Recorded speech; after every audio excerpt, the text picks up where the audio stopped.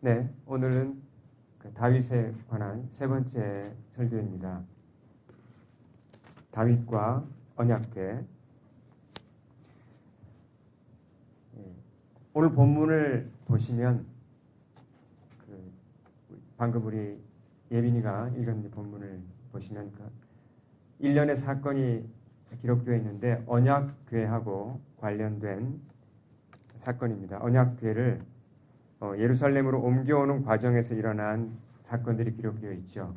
물론 이 사진은 이제 모형으로 만든 언약궤인데요.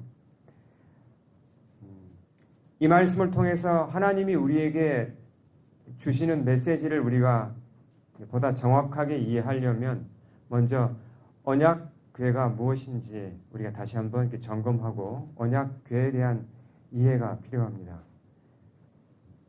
더 나아가서 언약이 무엇인가, 또는 언약이라고도 할 수 있고 계약, 약속, 성경에서는 이렇게 두루 이 말을 같이 사용합니다.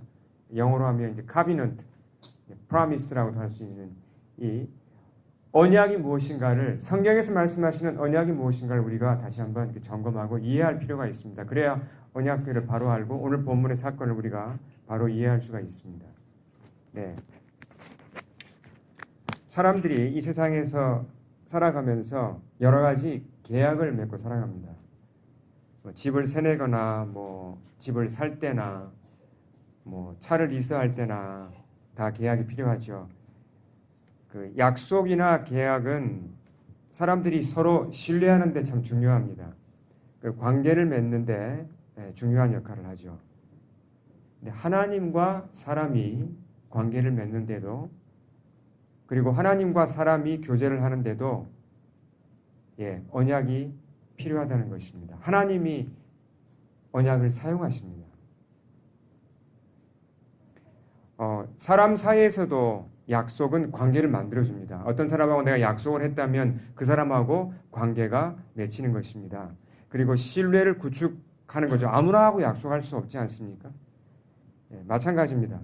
하나님과도 그렇게 우리가 약속을 하는 것이고, 하나님과도 약속을 통해서 관계를 만드는 것입니다. 약속을 했을 때, 두 사람이 약속을 했을 때 한편에서 약속을 깨면 어떻습니까? 상처를 주고받게 됩니다. 여러분 경험 있으시죠? 약속했다가 상대방이 약속을 깨면 상처받지 않습니까? 사람 사이에도 비슷한 일이 일어나는데 하나님과도 마찬가지예요. 여러분, 하나님 인격체이십니다. 하나님과 내가 약속을 하고 언약을 맺었다면, 근데 만약에 내가 그 약속을 지키지 않았다면, 깨었다면 뭔가 관계에 문제가 생기는 것입니다. 사람이 맺는 여러 약속 가운데 가장 규모가 크고 중요한 것이 무엇일까요? 여러 가지 약속과 언약들이 있잖아요. 아마 그 중에 가장 큰 것은 결혼일 것입니다. 결혼 약속, 결혼 언약이라고 할 수 있죠. 본래 결혼은 누가 만들었습니까? 하나님께서 그 결혼의 개념을 만드시고 에덴 동산에서 처음으로 하나님이 인간을 위해 만들어 주신 것입니다. 그러니까 결혼은 아주 신성한 계약입니다. 사회가 타락함에 따라서 이 결혼도 타락해 가고 있어요. 안타까운 현실이죠. 이 약속이 점점 변질되어 갑니다. 프랑스 사람들이 여러 가지를 앞서가는데 별로 안 좋은 것도 앞서가는 게 참 많아요. 안타깝게도. 이 프랑스의 철학자이자 여성 문학가였던 그 시몬 드 보부아르라는 이분이, 이 사진은 약 21~22살 때 사진입니다. 1930년대 그 무렵에 파리에서 그 쟰폴 사르트르, 그러니까 사르트르라고 발음하죠. 그 쟰폴 사르트르를 만났습니다. 지금 만난 사진인데요. 이 두 사람이 모두 그 실존주의 철학자이면서 문학가입니다. 우리 실존주의라 그러면 좀 어렵게 들리는데 어쨌든 현대 철학이죠. 특히 사르트르는 문학가이면서 철학가로서 나중에 노벨 문학상을 받습니다. 그러니까 참 대단한 석학입니다. 그 당시 대학생이었던 이 두 사람이 서로에게 호감을 느끼고 사르트르가 청혼을 합니다. 근데 의논 끝에 이 두 사람이 2년 동안만 결혼을 하기로 합니다. 결혼을 하는데 유효 기간이 2년이라는 거죠. 그 당시로서는 굉장히 충격적이었습니다. 뭐 이게 그냥 동거가 아니라 결혼인데 계약이 2년 만기 결혼입니다. 요즘 여러분 그 전화기 스마트폰 이렇게 계약하신 보통 몇 년입니까? 보통 2년이죠. 2년 후에 이제 회사도 바꿀 수 있고 전화기도 바꿀 수 있는 이제 그 2년 계약. 결혼을 근데 2년 계약한다는 건 참 웃지 못할 이게 참 심각한 문제인데요. 근데 2년 후에 이 사람들이 다시 이 결혼 계약을 갱신해요. 근데 얼마 갱신한 2년을 갱신합니다. 2년씩 이렇게 평생을 갖습니다. 근데 뭐 그렇다고 평생 둘이 같이 잘 사는 게 아니고 같이 살지 않았습니다. 그러니까 같은 한 집에 살지 않았습니다. 뭐 어떻게 됐다는 건지 저도 잘 모르겠는데 아이도 낳지 않았습니다. 그 당시 이 사람들의 이 결혼 계약은 대단히 파격적이었고 많은 논쟁을 불러일으켰습니다. 성경에 따르면 여러분 결혼 계약이 무엇입니까? 이건 평생 동안 하나님 앞에서 하는 약속입니다. 근데 이 보부아라는 사람은 사르트르와 함께 이런 전통적인 결혼 계약을 거부했습니다. 뭐 하나님이 만들었어? 난 그걸 거부해. 내가 한번 바꿔버리라. 이런 식으로 하나님이 만든 그 카비넌트 계약을 자기 마음대로 바꾼 것입니다. 손을 대서 수정한 것입니다. 근데 보부아의 이 여자분의 태도가 좋지 않았어요. 사르트르와 명목상 부부잖아요. 계약이지만. 근데 철학 교사로 재직하면서 이 보부아가 나탈리 소로킨들을 비롯해서 여러 명의 10대 여자아이들을 성적으로 이용하였습니다. 그 중에 나탈리의 부모는 이 보부아를 고소했어요. 그러니까 아주 분명했죠. 그런 스캔들이. 결국 이 보부아는 교사 자격을 박탈당했습니다. 자, 이 사건이 우리한테 얘기해 주는 바가 무엇입니까? 보부아는 자기 마음대로 이 신성한 언약을, 결혼 이 카비넌트를 자기 마음대로 바꾸었습니다.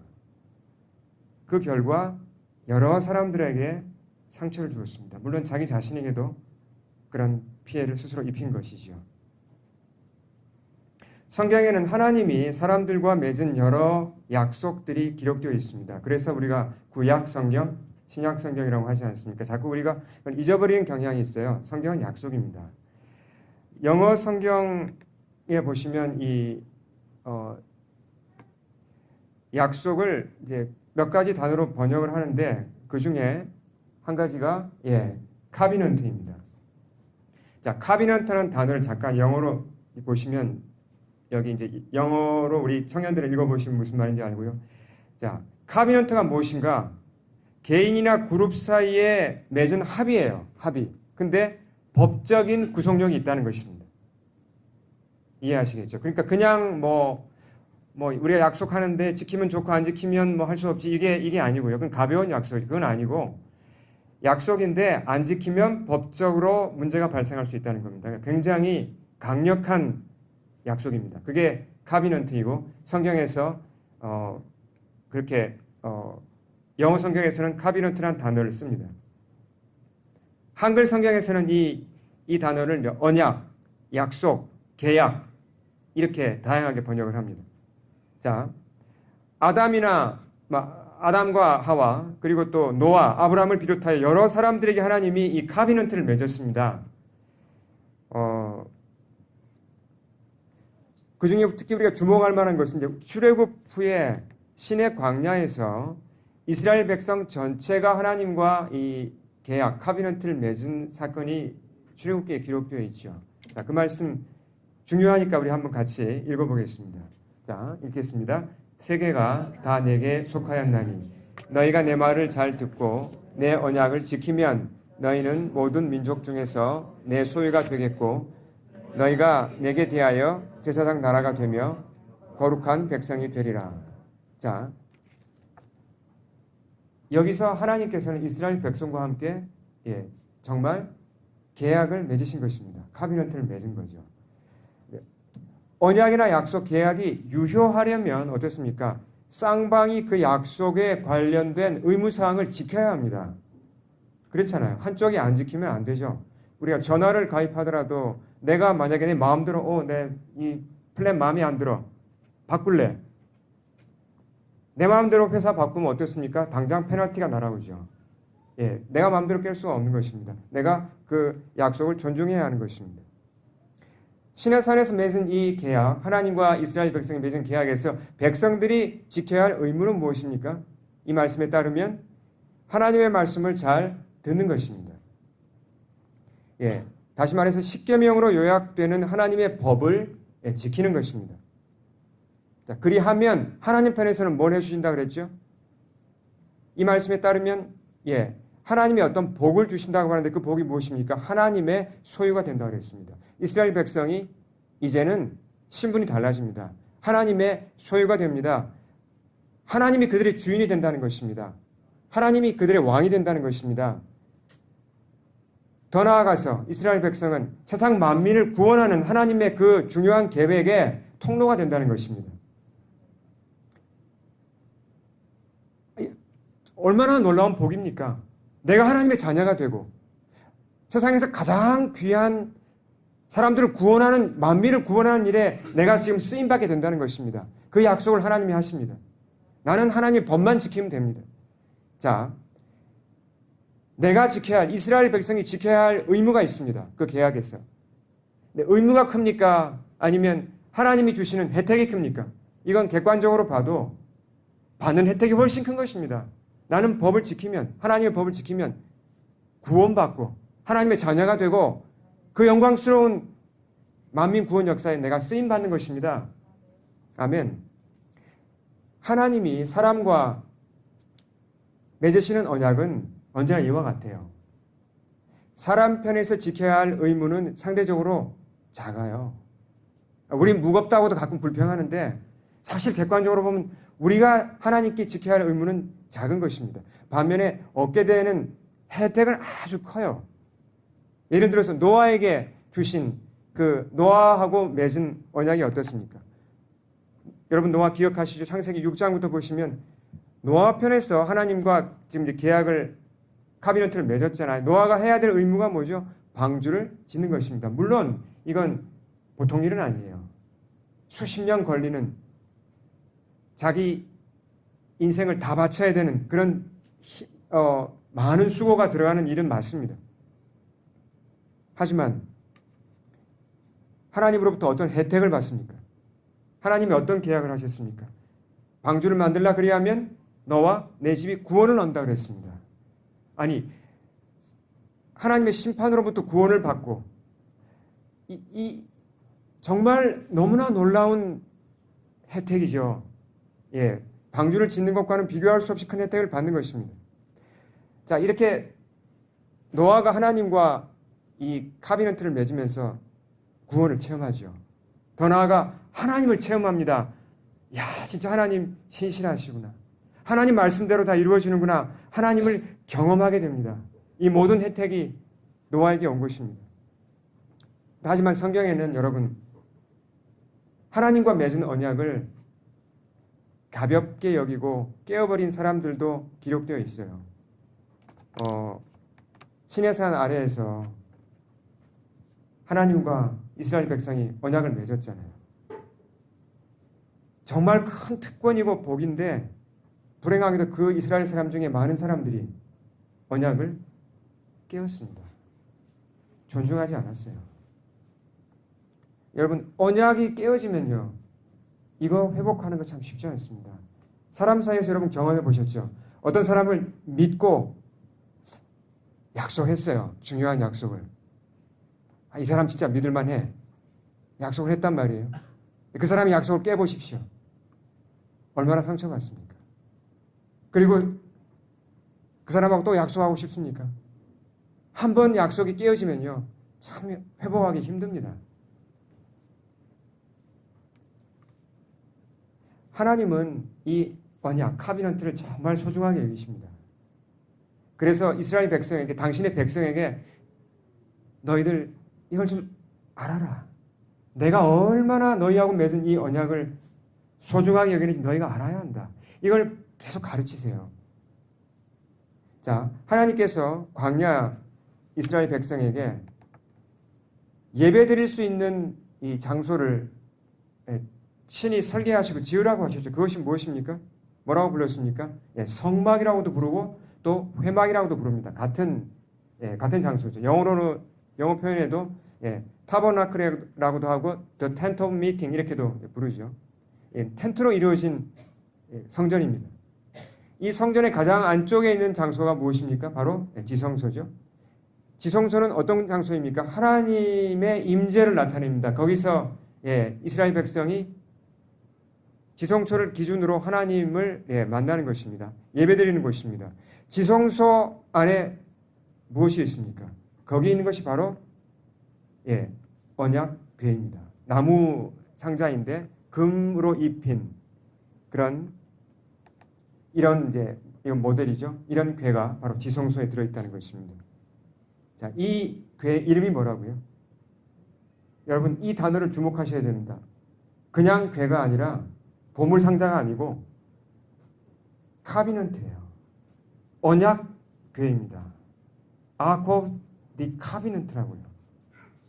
여러분 성전의 한가운데 제일 중요한 중심부에 두신 것이 무엇입니까? 언약입니다. 하나님이 언약을 두셨어요. 이 사실을 우리가 주목해야 합니다. 백성들과의 언약을 두셨다는 거죠. 40년 광야 생활이 끝납니다. 그리고 이스라엘 백성이 가나안에 이제 정착하죠.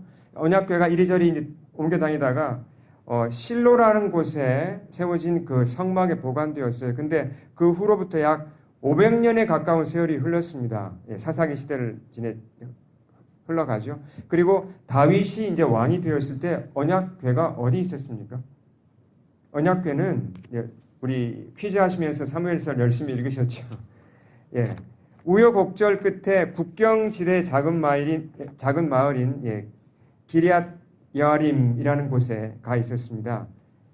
보다 정확하게 말하면 그곳에 사는 그 레위 사람 아비나답의 집에 이 언약궤가 보관되어 있었습니다. 그곳이 사실 언약궤가 있어야 할 자리인가요? 아닙니다. 언약궤는 성막, 지성소에 있어야 합니다. 잘못되어 있죠. 뭔가 좀 잘못되어 있는 겁니다.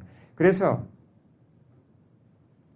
다윗이 왕이 되니까 다른 할 일이 많았죠. 중요한 일이 많습니다. 근데 그걸 다 제쳐두고 제일 먼저 이 언약궤를 제자리로 옮겨오는 일을 먼저 한 것입니다. 다윗이 언약궤의 중요함을 잘 알았죠. 오늘 본문에 보시면 이 다윗이 언약궤를 옮겨오는 이 일을 얼마나 중요하게 여기고 얼마나 여기에 마음을 쏟았는지 잘 나타납니다. 자, 어떻게 옮겼습니까? 이제 이 사건을 잘 보시면 큰 새 수레를 만들었습니다. 사용하지 않은 수레를 만들었고 소가 끄는 그런 수레를 만들어서 언약궤를 지키고 있던 그 아비나답의 집의 아들인 우사하고 아요, 다 레위 자손이죠. 제사장 집안입니다. 우사하고 아요가 새 수레를 몰았습니다. 백성들은 뭐 했죠? 성가대를 조직해서 막 이렇게 찬양을 하고 아주 웅장하게 이런 예식을 장엄하게 치르고 있었습니다. 그때 예상하지 않았던 비극이 일어났어요. 우리가 성경에 기록된 참 비극이고 또 한편 이해하기 쉽지 않은 그런 비극이 일어났습니다. 6절, 7절 보시면 어떤 비극이 일어났습니까? 갑자기 소가 뛴 겁니다. 그러니까 궤가 떨어지려고 했겠죠. 우사가 손을 들어서 이 언약궤를 붙잡았습니다. 근데 성경에 기록된 대로 하면 여호와 하나님이 우사가 잘못함으로 말미암아 진노하셨다고 그랬습니다. 그를 치셨습니다. 그가 거기서 죽었습니다.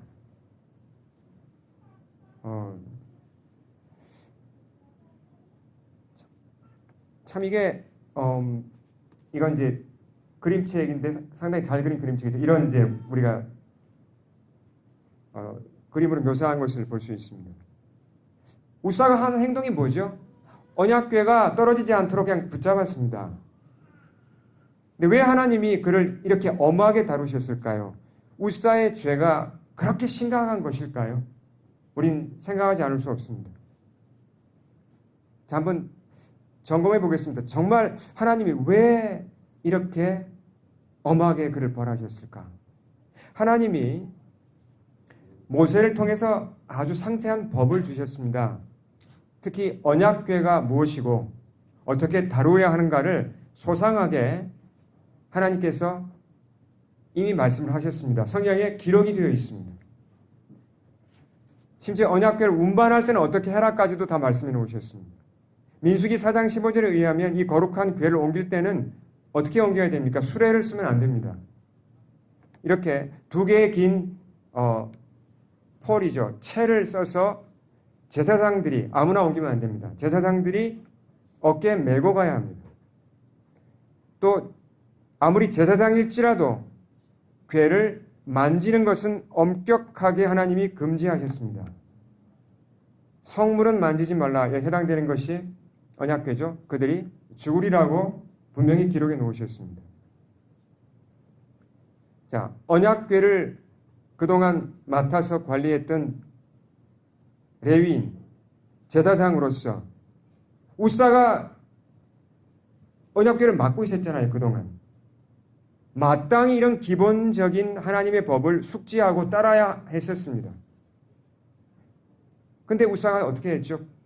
어깨에 매는 대신에 수레를 사용했습니다. 함부로 손을 대었습니다. 잘 보시면요. 언약궤를 맡은 자가 언약을 어겼습니다. 참 아이러니한 그런 사건이죠.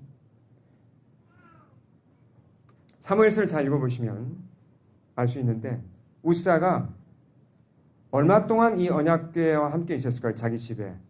정확히 모르지만 아주 여러 해 동안 상당히 오랜 시간 동안 언약궤와 한 지붕 아래 있었습니다. 대단한 특권이죠. 언약궤 옆에 내가 살 수 있다는 것은. 언약궤를 대할 때마다 하나님의 임재 가운데로 들어가면서 그분을 더 알며 친밀한 관계를 맺을 수 있는 그런 특권을 얻은 자입니다. 만일 그랬다면 우사가 언약궤가 우리 집에 왔구나. 어떤 섭리 가운데 우리 집에 언약궤가 왔구나. 와, 하나님의 어떤 뜻이 있구나. 하나님의 임재가 여기 있구나. 하나님을 가까이 하고 하나님의 말씀을 더 가까이 하고 그렇게 하나님과 친해졌다면 이런 행동을 했을까요? 그러지 않았을 것입니다. 우사의 행동을 보면 이 사람은 하나님과의 인격적 관계가 느껴지지 않습니다. 종교적인 의무로, 종교적인 어떤 이벤트로 이 일을 진행하고 있다는 것을 우리가 짐작할 수 있습니다. 언약궤의 운반에 수레를 이용하고자 한 것이 다윗의 생각인지 우사의 생각인지 지금 분명하지는 않습니다. 설사 다윗 왕이 이번에 우리 수레를 사용해서 좀 멋있게 좀 모양 있게 한번 운반해 봅시다. 이렇게 말을 했더라도 제사장으로서 왕이시야 안 됩니다. 하나님의 말씀에 이렇게 기록이 되어 있습니다. 절대로 안 됩니다. 이렇게 했었어야죠.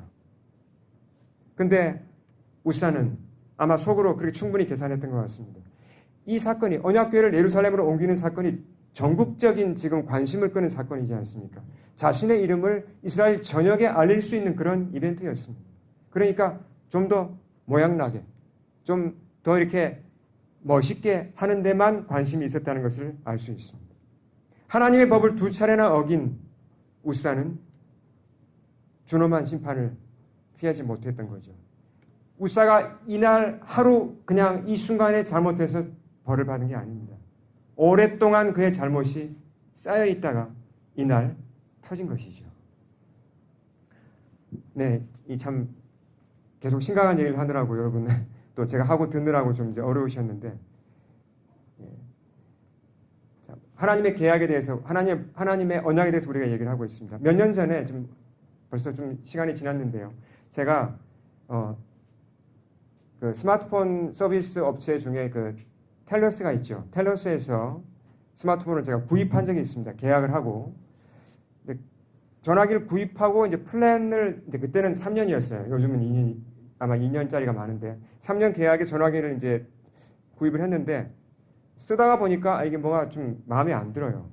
통화 시간이 생각보다 짧고 여러 가지 좀 이렇게 안 맞는 게 있는데 마침 그때 광고를 보니까 다른 회사에서 훨씬 좋은 플랜이 있고 가격이 같습니다. 같은 가격에 뭐 통화 시간도 더 길고 혜택이 많아서 바꿀까 했는데 제가 바꾸지 못했죠. 왜냐하면 계약을 깨야 되니까 그러려면 페널티를 물어야 되잖아요.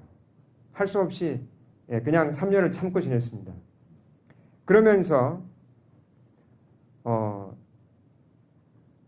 제가 한 가지 배운 것이 있습니다. 하나님과 나와 사이의 카비넌트, 계약에 대해서 좀 더 진지하게 생각할 기회가 있었습니다. 자, 우리가 좀 전에 본 대로 모세를 통해서 이스라엘 백성에게 주신 이 카비넌트, 사실 이 카비넌트는 모든 크리스찬에게 주신 카비넌트입니다. 우리에게도 주신 거예요. 자, 뭐라고 그러십니까? 너희가 내 말을 잘 듣고 내 계약을 지키면, 같이 읽어볼까요? 너희는 모든 민족 중에서 내 소유가 되겠다라고 약속을 하셨습니다. 하나님의 약속이거든요.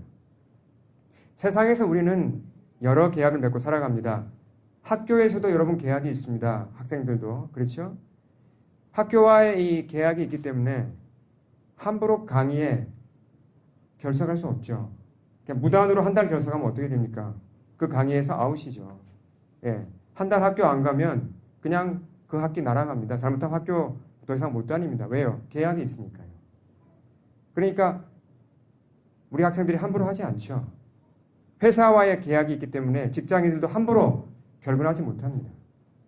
자신에게 주어진 임무를 완수하려고 애를 씁니다. 또 우리가 은행하고 맺은 그런 계약들이 있기 때문에 우리가 뭐 몰게이지나 이런 것도 이번에 뭐 돈 없으니 좀 딸리니까 뭐 한 6개월 쉬지 6개월 후에 갚지 이게 됩니까? 이게 못하죠. 왜요? 계약이잖아요. 안 지키면 당장 내게 피해가 옵니다. 우리는 이런 계약들을 내가 사인한 계약들을 가벼이 여기지 않습니다. 하나님과의 계약은 어떻습니까? 여러분 하나님과 계약했다는 거 기억하고 계십니까? 우리 각 사람이 하나님과 우린 계약을 했습니다. 카비넌트가 있다는 겁니다. 예를 들어 주일을 거룩하게 지키는 것은 십계명에 나와 있죠. 우리 크리스찬들과 하나님 사이의 약속입니다. 근데 우리를 돌아볼 필요가 있죠. 혹시 나의 필요에 따라 이 계약을 변경하지는 않는가? 주일은 하나의 예에 불과하죠. 십계명만 보더라도 여러 가지 계약이 그 속에 숨어 있습니다. 우린 이런 계약들을 어느 정도 진지하게 생각합니까? 하나님과의 계약을, 카비넌트를 은행과의 계약보다 더 시리어스하게 생각하십니까? 아니면 하나님 그냥 늘 은혜지. 은혜. 하나님 은혜니까 이건 그냥 지키면 좋고 안 지키면 할 수 없고 이렇게 하고 사회에서 은행이나 학교나 회사나 이런 것들은 안 지키면 당장 피해가 오죠. 우리가 나 좋은 대로 하나님의 계약을 쉽게 생각할 수 있다는 것입니다. 엄밀히 보면 하나님의 잣대로 보면 우리는 하나님의 계약을 어겼습니다. 하나님은 십계명을 주시면서 너희가 지키면 내 백성이 되리라고 하셨습니다. 예수님께서는 십계명이 어떤 정신인지를 산상수훈에서 자세하게 말씀하셨죠. 우리 가운데 십계명을 어기지 않은 사람이 있습니까? 우린 하나님과의 계약을 원하든 원치 않든 자주 어깁니다. 하나님의 법대로 하면 우리는 하나님의 심판을 받아도 아무 할 말이 없습니다. 우사가 하나님의 법을 어겨서 죽었습니다. 우사하고 저 사이에 저는 별 차이를 느끼지 못합니다. 법대로 하면 저도 같은 일을 당해야 한다는 거죠. 우리의 죄 때문에 하나님과의 계약이 깨어졌습니다. 하지만 놀라운 것이 하나님께서 우리를 버리지 아니하시고 다시 기회를 주신다는 것입니다. 예, 결정적인 잘못이 오늘 사건에서 우사에게 있었지만 다윗에게 책임이 없었을까요? 여러분, 다윗이 왕이잖아요. 그 일을 추진한, 언약궤를 옮기는 것을 추진한 것은 전체 책임자는 다윗이죠. 우사가 죽은 사건 앞에서 다윗이 충격을 받았을 것입니다. 이 사건을 기억하려고 다윗이 그 땅에다가 이런 이름을 붙였습니다. 자, 8절에 뭐라고 그랬습니까? 그곳 이름을 베레스 우사라고 부르니 그 이름이 아직 남아있다고 그랬죠. 하나님께서 우사를 치셔서 다윗이 분했다고 했는데 이 표현은 그가 하나님께 분노를 했다는 얘기가 아닙니다. 문맥을 보시면 자기 자신의 경솔함, 자기 죄에 대해서 뼈아프게 회개했다는 표현입니다. 자기 자신에게 분노한 거죠. 아니, 내가 이런 실수를 하다니. 내가 이거 도대체 제정신이었나? 하나님, 제가 도대체 뭘 한 것입니까? 정말 잘못했습니다. 이렇게 그가 뼈아프게 회개하고 자숙하는 시간을 가진 것입니다. 그렇게 해서 3개월의 시간이 흘렀습니다. 하나님 뜻을 잘 살폈습니다. 하나님께서 뭘 원하시는지 살피던 중에 사인이 보입니다. 이제 다시 언약궤를 옮겨와도 되겠다는 사인을 확실하게 보고 그가 이제는 하나님의 법대로 궤를 메고 수레 대신에 어깨에 매는 방법으로 그렇게 예루살렘으로 옮겨왔죠. 하나님께서는 당신의 언약궤가 예루살렘으로 옮겨가는 것을 허락하셨고 이제 결과적으로 다윗은 큰 감사와 기쁨으로 주님 앞에서 춤을 추었다는 그 유명한 사건이 오늘 말씀에 기록되어 있죠. 자, 마지막으로 우리가 한 가지 사건을 보겠습니다. 지난 수요일에 르 주그날드 몽레알 불어 신문이죠. 신문에 흥미로운 사건이 하나 보도되었습니다. 콜롬비아 출신 한 이민자가 추방될지도 모른다는 기사가 실렸습니다. 왜 이 사람이 이런 어려움을 겪냐면요.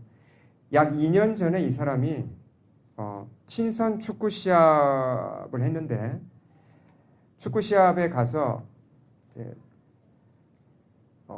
심판이 마음에 안 들었어요. 경기가 끝난 후에 심판 뒤에 다가가서 공을 있는 힘을 다해 찼습니다. 그 공이 심판의 뒤통수를 강타했어요. 근데 공에 맞았는데도 불구하고 이 심판이 좀 두뇌에 약간의 손상을 입어서 14개월 동안이나 일을 못했습니다. 이제 당연히 이런 아마추어 축구들은 다들 심판도 그렇잖아요. 자기 잡이 있고 와서 그냥 심판을 그냥 그런 취미로 하는 건데 일을 못한 거예요. 그러니까 당연히 이제 고소에 들어갔고 이제 그 수를 당해서 이제 재판을 받은 겁니다.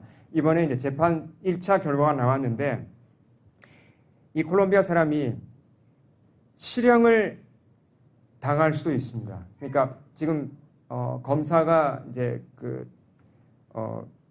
주장하는 것은 80일 구류입니다.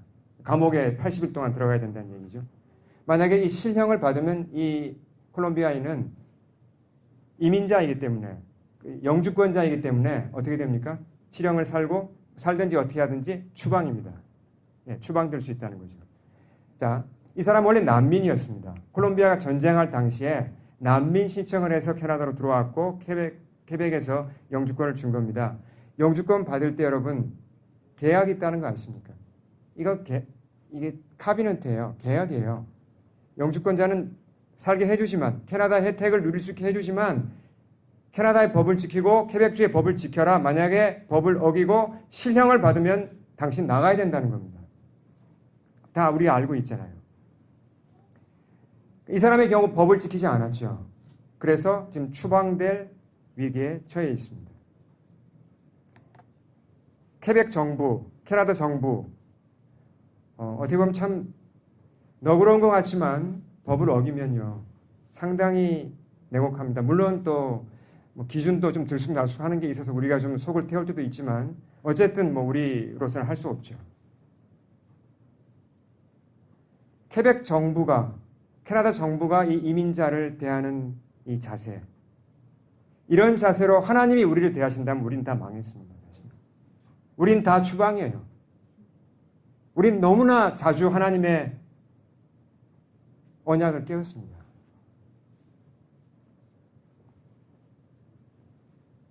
하지만 하나님 다른 분입니다. 하나님 나라는 그런 것이 아닙니다. 혹시 우리가 하나님과의 계약을 깰지라도 바로 징계하지 않으십니다. 다시 기회를 주십니다. 어떻게 그게 가능한가? 그게 가능한 게 바로 그리스도 때문입니다, 여러분. 그리스도의 십자가 때문에 그게 가능한 것입니다. 하나님은 공의롭지만 그리스도께서 우리 대신 죄값을 담당하셨기 때문에 하나님이 우리한테 세컨드 찬스를 주실 수 있다는 것입니다. 아멘. 그렇다고 해서 우리가 너무 하나님과의 언약을 가볍게 여기면 안 됩니다.